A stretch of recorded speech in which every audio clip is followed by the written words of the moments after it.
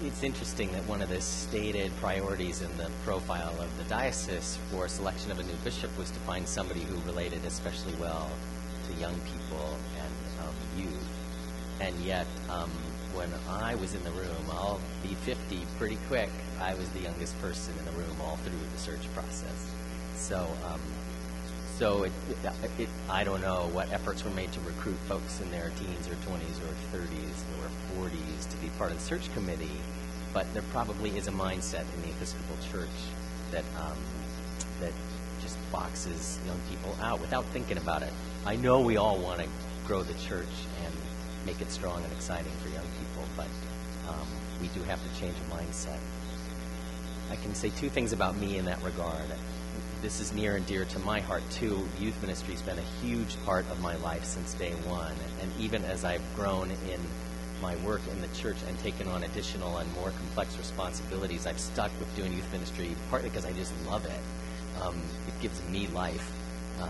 And I'm also absolutely certain that having a vital church school and a vital youth program is the quintessential secret ingredient to grow in the church. So that is a real passion of mine. As a bishop, there are a couple things I know I would do. I would be present for and with the youth in every way possible. Camp Kamiko would be a real priority for me, and you could expect me to be in residence once a year. And as I've imagined visitations, and especially at the beginning when I hope that the principal thing will be to be in conversation with parishes and get to know people, I'm fully expecting to encounter the young people and get to know them there too. And I'm pretty good with kids, you know. I've still got them. My children are just graduating from high school and halfway through college, and so, like it or not, their culture is inflicted on me, and I know their music, and I'm quite able-bodied when it comes to social media. I've got a great, lively Facebook page, and I'm a good texter and tweeter, and I keep up with technology. So I really know them, and I love them. I don't know how much revamp will have to happen at the diocesan level to do this well, but I can promise you that this is a huge area of interest for me. I think two things. To help build a budget that is about excellent and faithful stewardship, and then to be the chief cheerleader for fantastic fundraising and funding. And I appreciate the question because I'd love to say a tiny bit about diocesan finances. I really see tackling our anxiety about the diocesan finances as the number one issue for the incoming bishop. And my thoughts about that, some of them are as follows. It seems like our assessment formula needs a look. The fact that so many churches cannot pay their assessment or choose not to pay it and sort of enter into negotiation with the diocese about what they can do just doesn't make sense to me. I think we ought to figure out a formula that's fair and just and realistic, but faithful too. And churches ought to pay what they're asked to pay. And if we're asking too much, then we need to figure that out. But it's awkward for everybody and a huge time waster to have negotiations about whether and how we can pay. And I think we need to work at the beginning to do some budget reduction. And I know that scares everybody to death because I know you've been living on a prayer for a long time. But I think in most of the parishes, things are even more challenging right now than they are at the diocesan level, and I would love to send a signal that we get it. So that's what those first two things are about.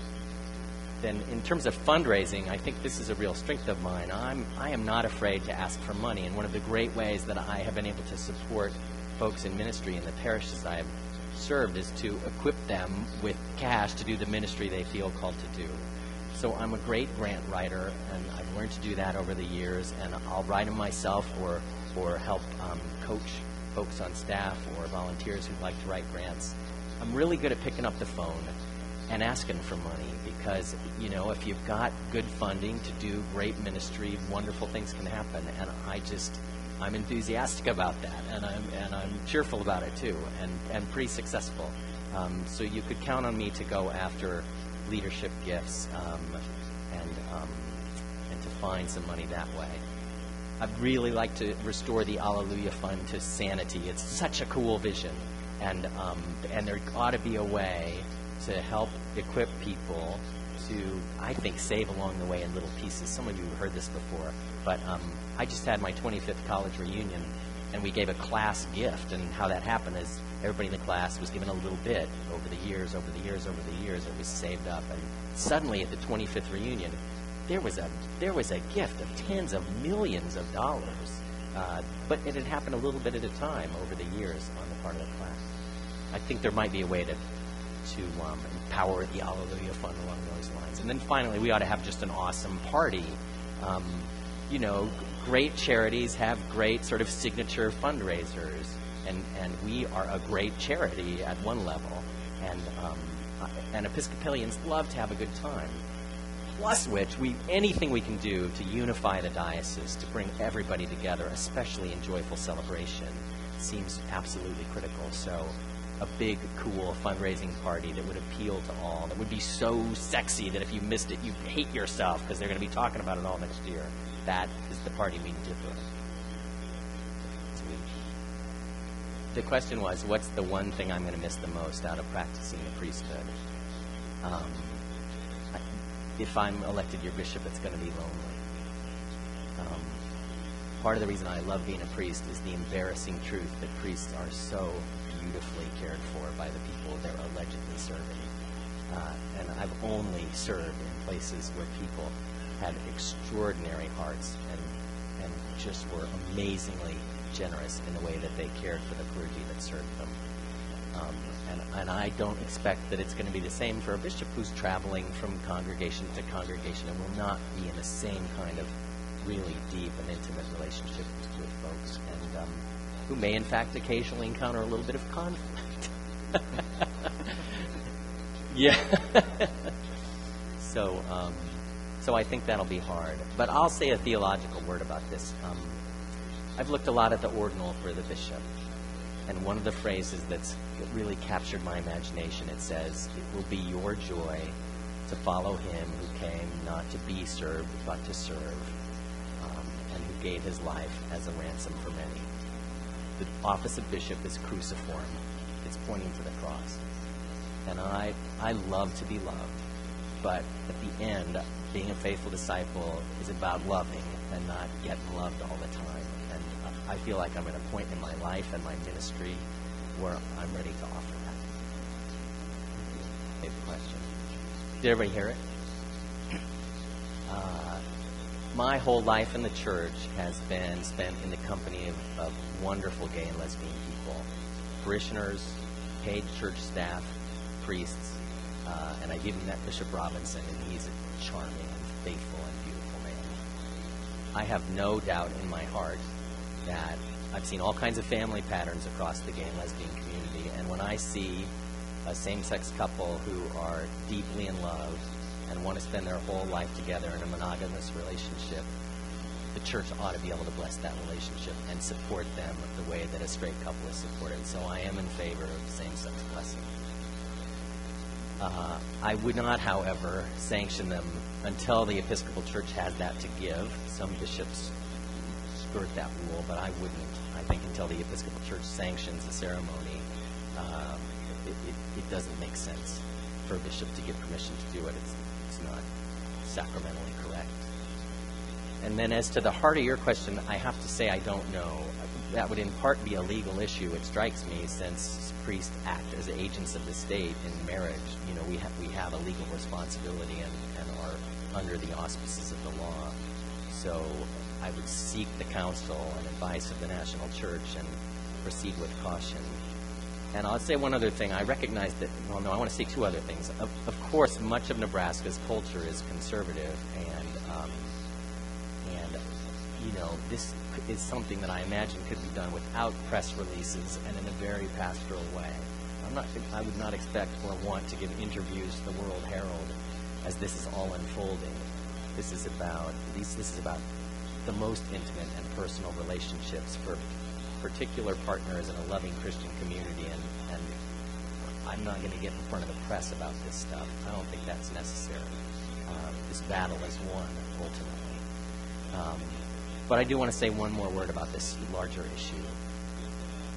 To me, the great tragedy of the debate around this issue over the last decade is that the Episcopal Church's wonderful witness as the one denomination that somehow held it all together, despite our wonderful diversity of every sort, it's all fallen apart. We no longer are that witness to the larger church as the denomination who somehow knew how to love one another as brothers and sisters in Christ, even though we're really different in lots of important and profound ways. And I think it's time for the Episcopal Church to dial back a little bit, having won the battle on behalf of gay and lesbian people, and be ready to sacrifice as followers of Christ, to open back the doors, to try to hold together the folks who are still in our community. It's just a tragedy to me that we're losing members and in schism over this. And I'm willing to fight to hold it together. Jesus' great final prayer was, "Let them be one as I and the Father are one." That's about us. Do we have the question was, what are my feelings about shared ministry, total ministry, mutual ministry, and how do I see that playing into the future of the diocese? Is that about right? Well, my experience with that is pretty rich because I was on the standing committee when total ministry was coming into being in Nebraska, so I got to be part of on the early formation of those first priests and deacons who were coming up through that program. And I left the diocese just about the time the first ordinations were happening. One of the things that I've learned on this journey across our diocese is that there are ways in which that has borne amazing fruit. I've been in encounter now for a week with some really wonderful priests and deacons who are doing great ministry and are just super people and cheerleading for Jesus in fun ways. And one success story and is Helen Girdle, who is the embodiment of what the big worry was about total ministry. She was raised up to serve exclusively in her community under the old canons. And she went and served somewhere else, and we were all afraid that might happen.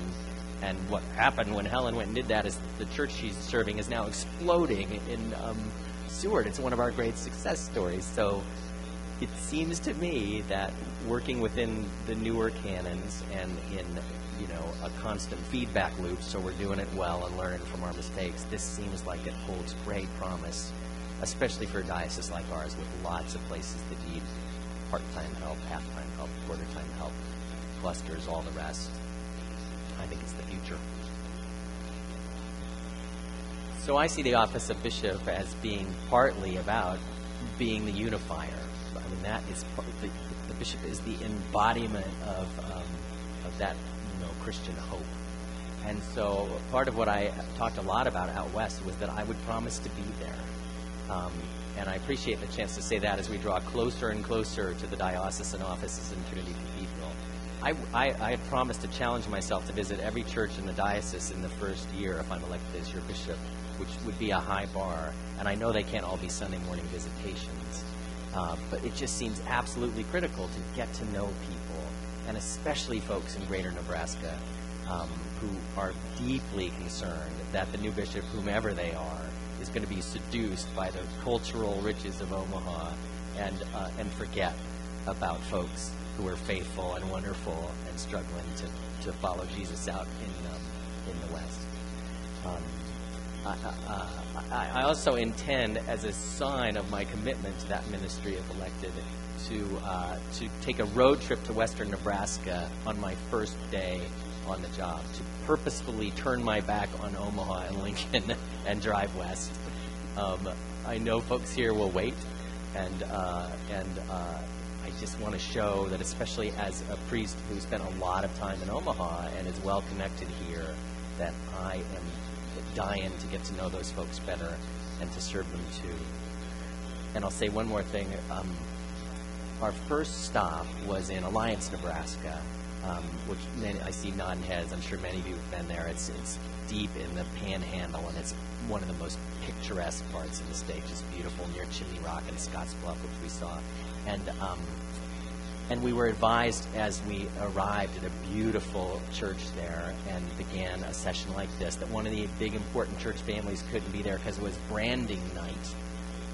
And what I thought was, I am so psyched to be back in Nebraska. How cool is that? You know, that this great part of the culture and heritage and livelihood of this church family, was participating. I don't know, branding from anything. And I would love to be able to do ministry in a place. I'm a curious and enthusiastic guy where I could see new things like that and learn about new stuff like that, and then come back and tell you and say, hey, we're one.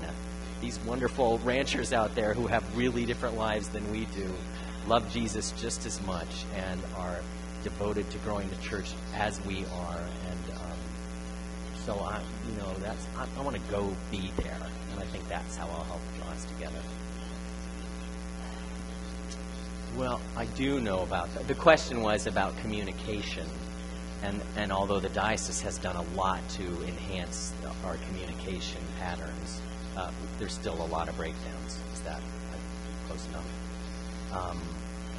So I am a church growth guy, and have successfully helped to grow all the churches I've served, and a big part of that is communication, internal and external. And here's the bad news from the church growth front.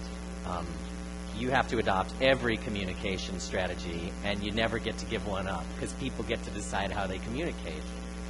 We've heard across the state that people miss the Nebraska Episcopalian. There are a lot of people who aren't online. They don't do email. They're certainly not going to text, and they're not going to do whatever comes next. And if that was over $30,000 budget line item to publish the Nebraska Episcopalian. But I'm afraid we got to do it.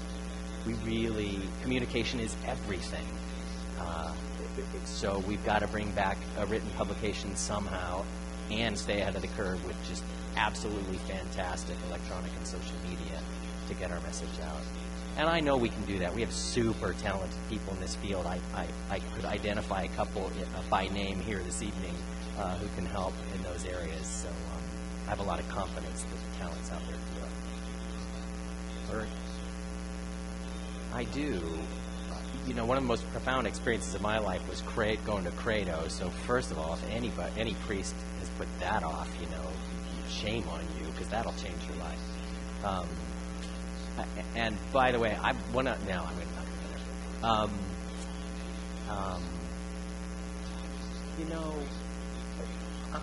I'm great at self-care, and I guess what I would want to do as bishop is be encouraging of priests and deacons to take some responsibility for that. I'm in a mutual mentoring group of 9 priests that meets twice a year for prayer and accountability and a lot of play too. And that has been a life changer for me in a hard career, to have deep spiritual support and unbelievably great mutual mentoring, and a place where I can go blow off steam, be totally transparent, and know I'm not going to get in any trouble. And that didn't cost much. I mean, it's easy travel, and we split the cost with a bunch of guys. And otherwise, we find parishioners' houses to borrow, and it's free. I think there are lots of ways that we can care for ourselves as clergy, and often the hurdle is just that we're so desperate to be great servants, and the demands of the work never end, and so we let our heart get a little too far out there and forget about the rest of the body. So I guess principally I'd want to be encouraging of people to take good care of themselves, and promise that I would model that if I were elected your bishop. The short answer is I'm going to say no. I recognize that there are demands placed on bishops that are out of their control, and that certainly full participation in the meetings of the House of Bishops is required. There's early training for brand new bishops, baby bishop school they call it, and I don't think anybody's weaseling out of that. But beyond those things, it's all about these invitations to serve on regional and national bodies, And as I have imagined what it might be to serve as a bishop in the church, all the part that enthuses me and about which I'm really excited is the ministry here on the ground in a diocese that I know and love. I'm really not too jazzed about going to the House of Bishops. It's partly a cultural and a generational thing. I know I'll once again be one of the youngest people in the room. I'll go willingly, and maybe someday I'll even grow into that. But for now, the excitement about being in this place and helping to make a difference among people I love, and just having heard a little bit about the recent history of the diocese and the sense that we need a bishop that's of Nebraska, that appeals to me and feels like a real fit. I recognize that I'm on camera tonight, but I'm not very excited about the other part. I really appreciate the question. I've tried to study up because I see that that's going to be such a critical piece of ministry for the incoming bishop and for the larger diocese. And there are two things I know for sure in terms of where my sense of heart and spirit are in that developing ministry. One is that it seems absolutely critical to me to first grow the thriving Episcopal community that is the third leg of the triad. And I'm aware that there really is a sort of some competing interests here as big money and energy and enthusiasm is trying to be raised around really three separate sort of divisions of the Tri-Faith Initiative. And that makes me very nervous in this climate and with all the demands and stresses that are incarnate in the Diocese of Nebraska right now. I want to simplify a little, because if there isn't a fantastic Episcopal church as part of that triad, the rest doesn't matter anyway. We will fall out of that because we don't matter if it's not a great Episcopal church. So first, totally focused on that. And I know Canon Anderson pretty well, and I think he's a great guy to grow a church. He's a guy who really loves the Lord and gets other people excited about that. So that looks good. The other thing that seems absolutely critical about this is, to me, is that of all the possible ministries that might emanate from the Christian piece of the Tri-Faith Initiative, I think Christian education is the thing. And I'll tell you why. If we marshal the resources and the energy and the excitement to provide absolutely top-level Christian education opportunities coming out of the Episcopal branch of the Tri-Faith Initiative, will attract money and excitement from the larger Christian community, who otherwise, frankly, have no reason to be interested in the Tri-Faith because it's an Episcopal thing. And the money part especially seems important to me. There's a lot of grant money to help bring in educators and promote the faith if you're willing to reach a little bit beyond the Episcopal community. I also think that will really help folks in greater Nebraska have a reason to care. Because going back to the question about ministry out of total and shared ministry, educating and credentialing and keeping current for current priests and deacons is, we have limited resources to do that stuff. And if we could build almost like a mini seminary in my crazy brain that just had good stuff going all the time, I think then Western Nebraska's got something to be excited about and a reason to plug in. And I would want to say one final thing about that. One of the stories I've heard about Tri-Faith that was told to me a couple of times and that people were most excited about was about the Bishop Spong's visit. And I gathered that was one of the great things to emanate from the Tri-Faith Initiative so far. And that's exactly what I'm talking about. Frankly, a world-famous Christian theologian. Whether you like him or not, he drew them in by the hundreds. And the larger Christian community came, and he was hosted by Temple Israel, right? I mean, it wasn't even a Christian group, I think, that hosted him. He's got broad appeal. That kind of thing we could celebrate. Question. Isn't our time up? No, I will say briefly. It's about deacons and whether we can somehow make it more possible and friendly for vocational deacons to have a job that gives life and puts food on the table, but still have the time and energy to do diaconal ministry. And I think I think at the heart of diaconal ministry is the job in some ways. I mean, deacons are the ones who are out in the world doing real work with real people, not just church geeks like you and me, and finding out what's going on and helping people who are in pain and bringing those concerns back to the church. So I'm not sure that'll ever be comfortable, to tell you the truth. It's probably, that's one of the things that's really hard about being a deacon, and why it's a different and in some ways more difficult calling than being a priest. You somehow got to do both.